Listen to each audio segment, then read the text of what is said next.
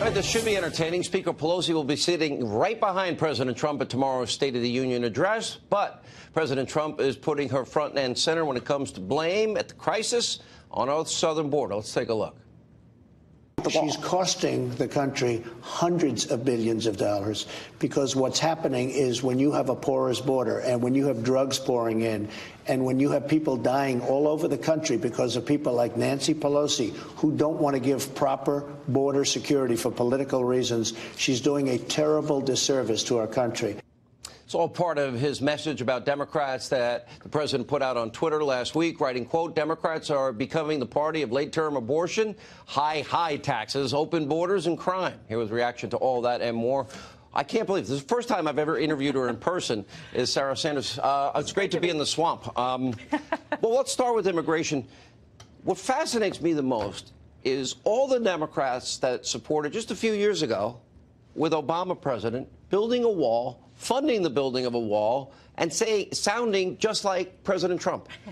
It's complete and total hypocrisy. I wish that I could say I'm surprised, but I'm not. The Democrats have been for a number of things, not just on immigration, but across the board, whether it's trade, infrastructure. And the question is, will they decide at some point they love our country more than they hate this president? And will they be willing to actually focus on what they were elected to do, come here, solve problems? And they're going to have to decide to work with the president in order to do that. We got 90% of our heroin, fentanyl, killing hundreds of people every week, crosses that southern border.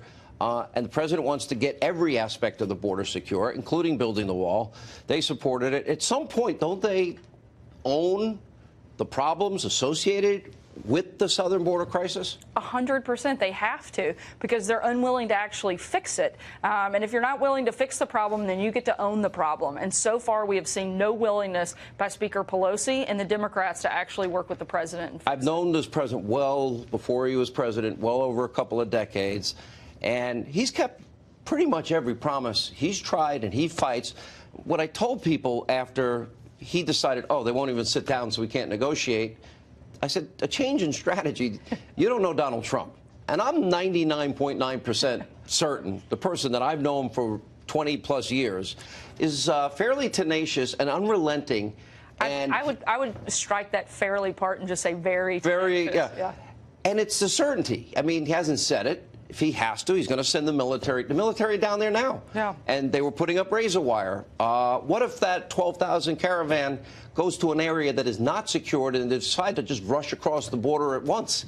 It'll be terrible. One thing disaster. You can be rest assured is this president's going to follow through. He's done it on every single thing that he laid out during the campaign. He has been ticking things off of that list day after day after day. And this is one of the biggest priorities the president has. And you can rest assured that he's going to follow through. He's going to protect our borders. He's going to protect the people of this country. He's going to make sure that he does everything he possibly can under the Constitution and under the law to make sure he's doing his part in fulfilling that promise. All right, so we have a big State of the Union speech tomorrow, widely anticipated, highly anticipated. I would expect the president talks about success. The president lays out his agenda for the next 2 years and probably challenges the Democrats. Basically, what you said, do they hate him more than they want to work for the American people? Absolutely. They have a job to do. The president's fulfilling his end of the bargain. It's time for Congress to step up and do their part. You can be sure the president will certainly talk about the historic success that he has had over the last 2 years, tax cuts, the economy. I mean, the economy is on fire.